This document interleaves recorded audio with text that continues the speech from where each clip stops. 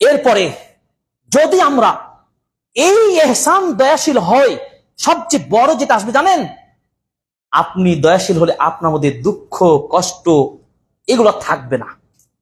কারণ যে আপনি জুলুম করেন নাই, ইসলাম এটা হারাম করেছেন। মালহু ওয়া দামু ওয়া ইরদুহু, ইসলাম হারাম। কারো সম্মান নিয়ে খেলা চলবে না, কারো রক্তপাত ঘটা চলবে না, তার অর্থ সম্পদ হানি করা যাবে না। এইগুলো সব একজন মুসলিম অপর মুসলিমের জন্য হারাম। গীবত হারাম, চলবে না। নাম বিজ্ঞান চলবে না।